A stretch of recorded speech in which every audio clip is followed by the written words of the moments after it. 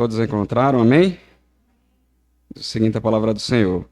Até que todos cheguemos à unidade da fé e do pleno conhecimento do Filho de Deus, à perfeita varonilidade, à medida da estatura da plenitude de Cristo, para que não sejamos mais como meninos, agitados de um lado para o outro e levados ao redor por todo o vento de doutrina, pela artimanha dos homens, pela astúcia com que induzem ao erro, mas seguindo a verdade em amor, cresçamos em tudo, naquele que é o cabeça, Cristo, e que em todo o corpo, bem ajustado e consolidado pelo auxílio de toda a junta, segundo a justa cooperação de cada parte, efetua o seu próprio aumento, para a edificação de si em amor. Isto, portanto, digo e no Senhor testifico, que não andeis como também andam os gentios, na vaidade dos seus próprios pensamentos, obscurecidos de entendimento, alheios à vida de Deus, por causa da ignorância que vivem, pela dureza do seu coração, os quais, tendo se tornado insensíveis, se entregaram à dissolução para com avidez cometerem toda a sorte de impureza. Mas não foi assim que aprendestes a Cristo, se é que de fato assim que aprendestes a Cristo, se é que de fato o tendes ouvidos e nele fostes instruídos, segundo a verdade em Jesus, no sentido de que quando ao trato passado vos despojeis do velho homem, que se corrompe segundo as concupiscências do engano, e vos renoveis no espírito do vosso entendimento, e vos revistais do novo homem, criado segundo a justiça de Deus, em justiça e retidão, procedem da verdade. Por isso, deixando a mentira, fale cada um segundo a verdade com seu próximo, porque somos membros um dos outros. Pai de amor, Pai misericordioso, somos gratos a Deus por mais essa manhã, por esse privilégio ao qual o Senhor nos concede, de podermos estar aqui reunidos, ó Deus, na Tua casa, para juntos, ó Deus, podermos aprender da Tua palavra, podermos dedicar, ó Deus, a Ti a este culto, que só a Ti nós somos devedores. Te agradecemos, ó Deus, por cada vida, por cada lar aqui representado nesta manhã. Ó Senhor, usa esse Teu servo, ó Deus, como instrumento nas Tuas mãos. Ó Deus, que através, ó Deus, da Tua palavra aqui aberta nesta manhã, e que através desse ensinamento, ó Deus, possa, e também os meus irmãos, possam ser edificados pelo poder maravilhoso da Tua palavra, que é trazida através, ó Deus, do discernimento do Teu Espírito Santo. Agradecemos desde já por tudo, em nome de Jesus. Amém.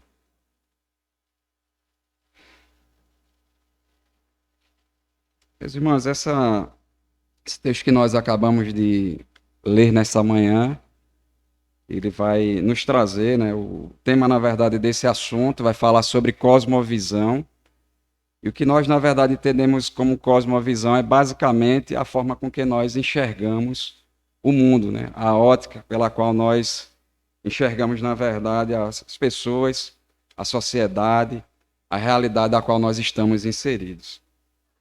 E isso, compreender esse assunto, esse termo, ele é muito importante, né? A Raimara aí, no momento dela de oração, né, ela tocou algo bastante importante, né, que esse mundo, na verdade, ele trabalha com valores que são distorcidos, que valores, na verdade, anticristãos, e como nós enxergamos a nossa ótica, a nossa modo de poder viver, nós como cristãos, nós temos uma visão.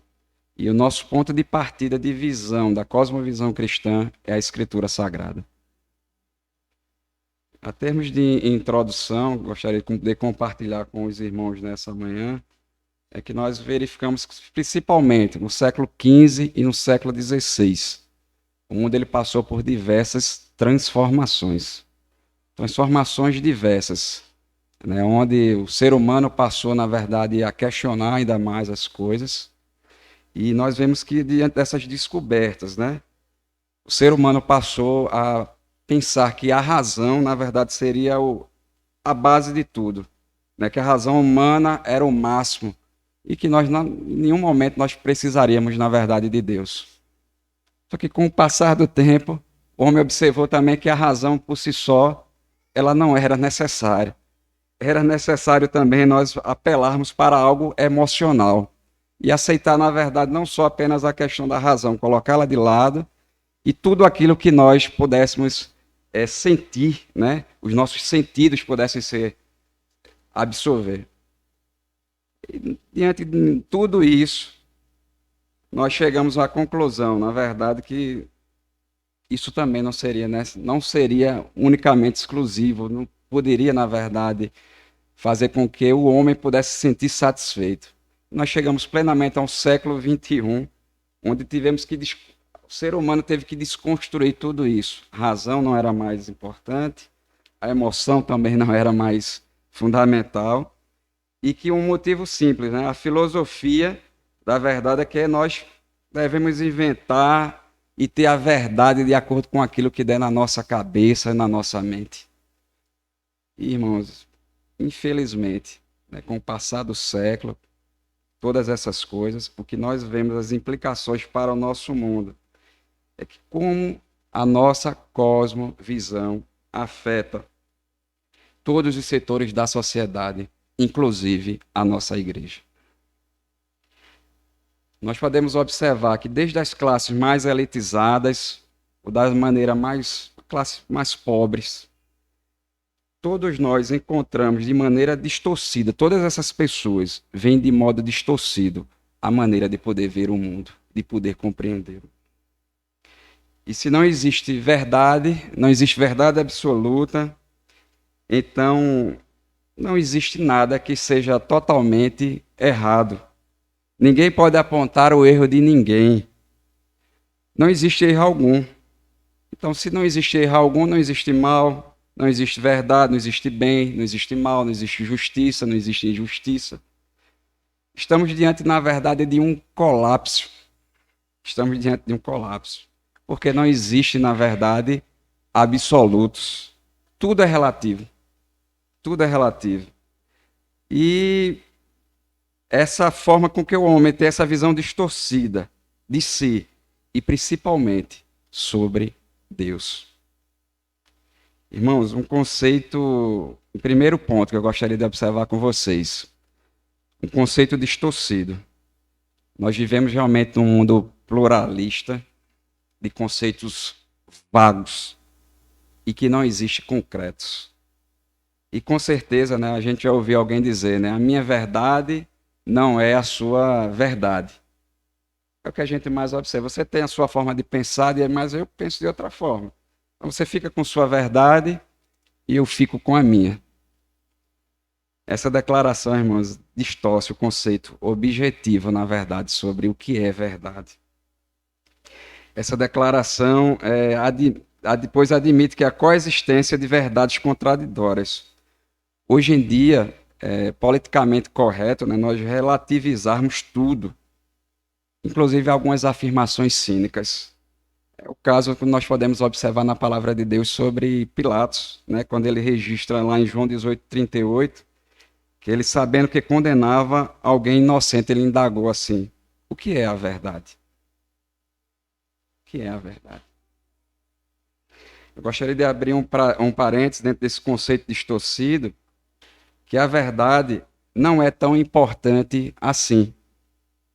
Convivemos também com o pragmatismo. O que é que o pragmatismo diz? Que ensina que os princípios não são importantes, mas somente aquilo que, de fato, funciona. Essa filosofia, irmãos, dá tratamento semelhante à verdade. E um dos mais famosos filósofos disse o seguinte: a verdade é conveniente com relação ao saber. Uma afirmação é considerada verdade se traz resultados certos. É conveniente confirmando pela existência futura. Nós podemos, nesse ponto aqui, nesse conceito, são os resultados, e não se a preposição apresentada ela é verdadeira ou não. Contrastando com esse pensamento, nós podemos afirmar que a palavra de Deus enfatiza a objetividade do que é a verdade. Existe verdade, e existe também a mentira. 1 João 2,21 diz aos seus leitores que conheçam a verdade e que nenhuma mentira procede da verdade. Nós chegamos ao ponto que a mentira ela é necessária à sociedade. Uma reportagem da revista Veja, em 2002, em uma de suas edições, ela apresentou como a mentira sendo como algo não somente aceitável, mas um mecanismo necessário, aceitável para a vida em sociedade. Veja que ponto, né? Uma revista poder defender que a mentira, na verdade, era algo aceitável dentro da sociedade. Irmãos, a mentira seria a revista diz que a mentira seria, na verdade, um apaziguador social. E sem ela a vida seria um inferno. Essa apologia da mentira, na verdade, ela é a própria mentira.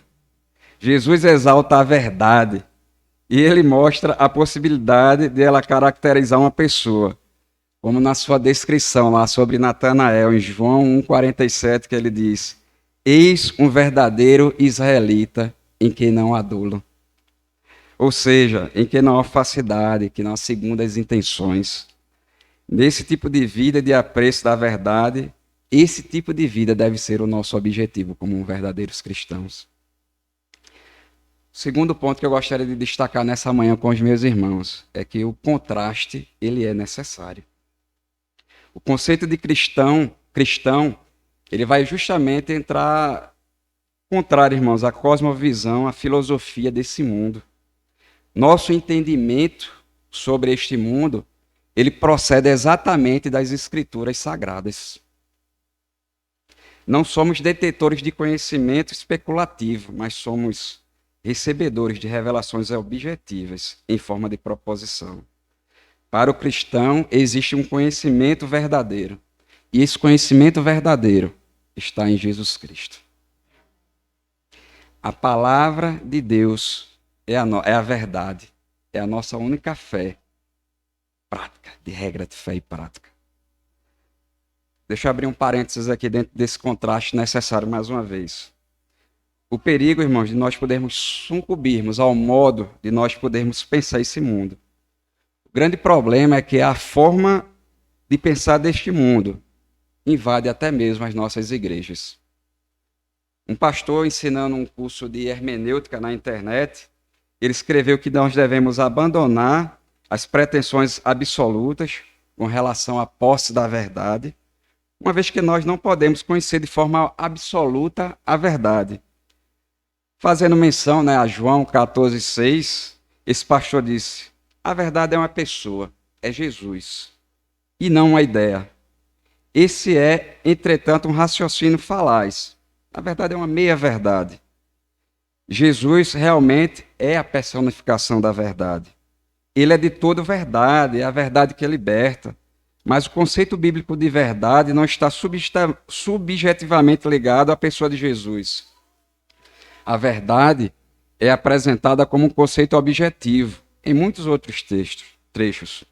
O fato de Jesus ser equacionado com verdade não tira dele a sua objetividade. O próprio Jesus é que é a verdade e a vida. Indicou que o Espírito Santo nos guiaria em toda a verdade. E Jesus orou: Pai, que santificasse os seus discípulos na verdade, adicionando: a tua palavra é a verdade. A afirmação do professor, irmãos, de verdade, não é um conceito, é uma ideia. É, portanto, inverídica e não bíblica. Nós vemos como esses conceitos, de maneira tão sutil, invadem esses pensamentos liberais, que muitas vezes esses pastores, essas pessoas que estão à frente muitas vezes de algumas das nossas igrejas, em nenhum momento eles falam que, na verdade, não deixam de crer na palavra de Deus, ou nas escrituras, ou dentro de um conceito cristão. Mas muitas vezes com a sua forma de poder falar, de maneira tão sutil, de maneira muitas vezes tão sagaz, distorce os conceitos fundamentais da palavra de Deus. Irmãos, outro parênteses que eu gostaria de abrir aqui para vocês aqui, as escrituras sagradas. elas apresentam a verdade de forma objetiva. Mesmo nós nos restringindo à leitura do livro de Efésios, nesse capítulo 4, que nós acabamos de ler, vamos encontrar aqui a verdade é apresentada de forma objetiva e proposital. Primeiro ponto, como sendo a antítese da mentira. Efésios 4, 25, no texto que nós acabamos de ler. O segundo ponto é como algo a ser seguido, consequentemente passível de conhecimento. Como um conjunto de preposições que nos preserva de indução ao erro e como algo que deve nos proteger. Efésios 6,14. Terceiro ponto que eu gostaria de observar com os irmãos, a fonte e o propósito da cosmovisão cristã. A cosmovisão cristã, ela vai ter como fonte de suas crenças fundamental a revelação especial de Deus, ou seja, a Bíblia Sagrada. Irmãos, as Escrituras nos apresentam valores absolutos, padrões, limites. Nós podemos usar como esses padrões e como esses limites, exemplo dos 10 mandamentos, Êxodo 20, de 1 ao 17. Então, se nós vivermos num mundo de ausência de valores absolutos, de subversão, de inversão de valores, nós vemos que tudo isso são condenados nas Escrituras Sagradas, segundo Isaías 5, 18 a 20. Esse discurso humanista, a qual nós tanto ouvimos, suprime a verdade, ele traz confusão mental, ele faz exaltação na verdade do pecado, de vícios, e coloca a justiça acima das virtudes procedentes de Deus, que deve sempre estar presente na nossa vida como servos de Deus. Irmãos, há pelo menos duas razões para que a cosmovisão cristã recua às Escrituras como fonte absoluta das nossas crenças fundamentais. A primeira é que isso evita os desvios próprios do nosso coração, que é contaminado pelo pecado. E a segunda é que a Escritura fornece a visão própria do nosso Criador a respeito da realidade e de Deus como supremo bem. A cosmovisão cristã busca sua resposta nas Escrituras e nela aprende que o propósito de toda a existência do homem e que tudo que para nós existe é um propósito único, a glória de Deus. Nós fomos feitos, irmãos, para glorificar a Deus. Irmãos, o quanto é importante nós podermos ter a nossa vida pautada, o nosso modo de poder enxergar através das Escrituras Sagradas. Muitos dos irmãos que estão aqui nessa manhã, fazem o uso, na verdade, do seu óculos, Eu ainda não tive, já usei óculos por um determinado período, mas devido ao incômodo, aquela coisa toda, eu deixei de poder utilizar. Mas às vezes para longe eu sinto que vejo um pouco meio distorcido as coisas. Enquanto nós, cristãos, não usarmos como alicerce a palavra de Deus, que é a nossa base, que é algo que vai nos alicerçar, vai nos dar a visão correta das coisas. Nós, se não usarmos corretamente a palavra de Deus, nós seremos sucumbidos por esse conceito de uma sociedade que vive, na verdade, segundo os seus padrões, segundo a sua moralidade, e que são padrões distantes do Deus Criador de todas as coisas. O segundo ponto que eu gostaria de efetivar trazer para os irmãos é que a verdade é a palavra de Deus. João 17, nós encontramos a narrativa, no momento que Jesus orou pelos seus discípulos, e disse: eu lhe tenho dado a tua palavra, e a tua palavra, ela é a verdade. Não poderia haver, irmãos, uma resposta mais incisiva à pergunta de Pilatos: o que é a verdade? A palavra de Deus, ela é a verdade. E sim, irmãos, existe uma verdade absoluta. A palavra de Deus, ela é absoluta.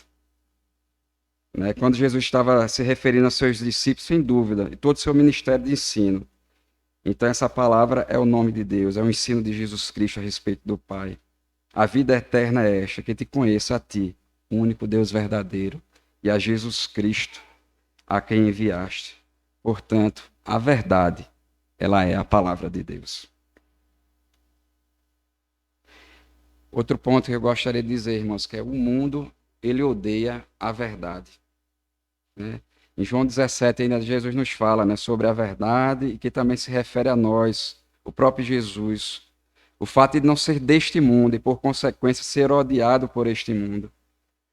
Por que seria que o mundo odiaria os seus discípulos? Alguém diria, porque eles não são do mundo.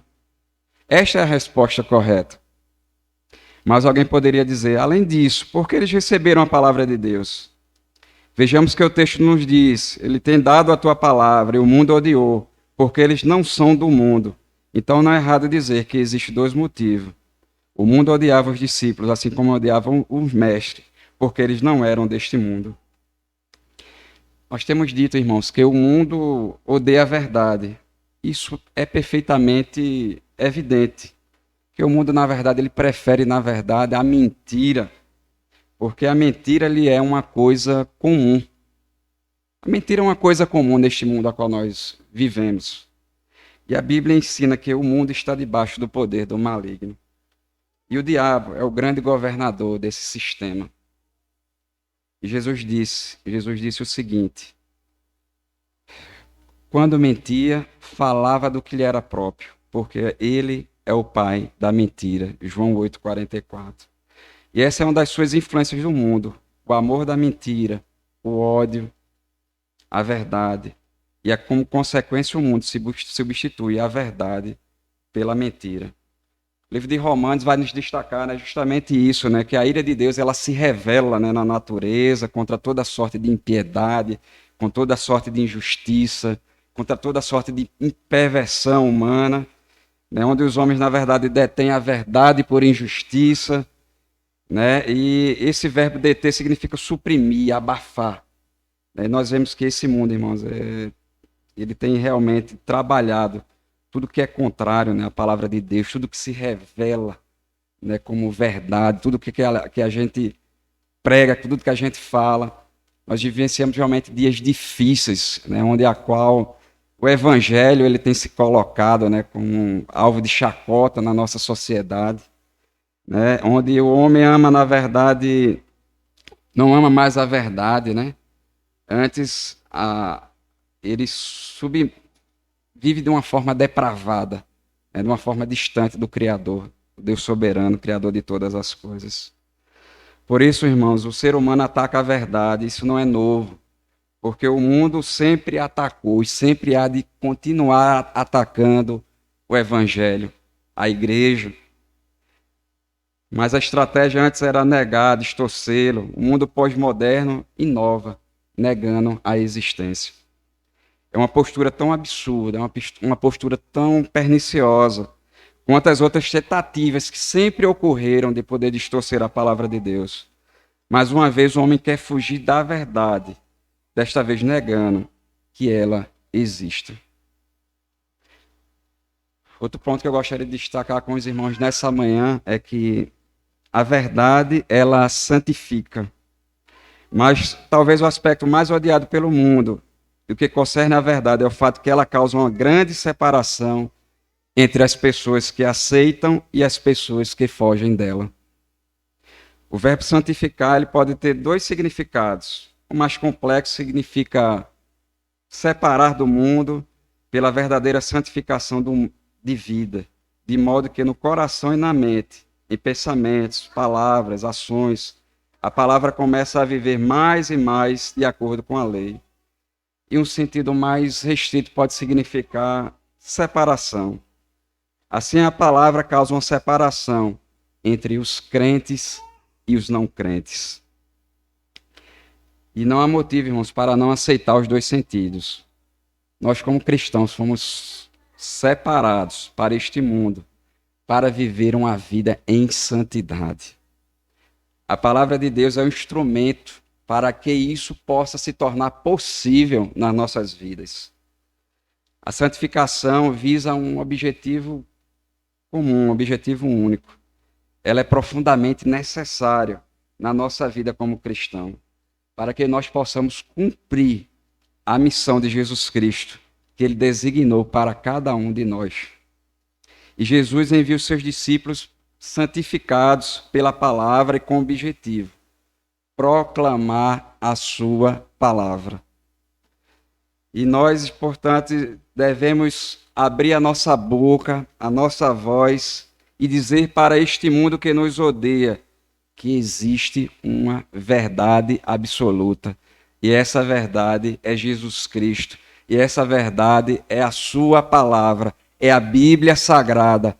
É este livro a qual nós nos deleitamos todos os dias e vimos à casa do Senhor para poder aprender dela. Esta sim é uma verdade absoluta, é a palavra de Deus. Oh, irmãos, essa verdade tem poder, irmãos, de separar pessoas, tornando verdadeiros discípulos de Jesus Cristo, a qual nós somos responsáveis de poder anunciar as boas novas de salvação a este mundo. Nós podemos chegar a uma rápida conclusão dessa reflexão nessa manhã. É que a ideia predominante é que não existe verdade absoluta, que tudo é relativo. E se esse pensamento estivesse correto, então não existiria bem ou mal, não existiria justiça ou pecado. Irmãos, essa é uma ideia completamente contrária ao que as Escrituras Sagradas nos afirmam. Jesus declarou que existe verdade. Ele é a verdade. Ele é a consequência de tudo isso. A palavra de Deus, ela é que nos revela a verdade. O mundo odeia a verdade, por isso, para o mundo, isso é fraqueza, a sua condenação, ao passo que santifica aqueles que creem nela, revelando a grandeza e a majestade, o caráter do Deus Criador de todas as coisas, o Deus que nos criou para o louvor, para a honra e glória do seu santo nome. Uma pequena aplicação para os irmãos nessa manhã, irmãos. Como crentes que somos, nós recebemos uma missão. E a nossa missão é de seguir a verdade e de falar dela para as pessoas nesse mundo. Para isso, Jesus nos enviou a este mundo. Jesus nos enviou a este mundo com esse propósito. E nossa função é de testemunhar em tempos confusos que existe uma verdade e que ela é absoluta. E Jesus Cristo, ela é essa verdade encarnada. A sua palavra, a Bíblia, nós podemos encontrar e podemos conhecê-lo.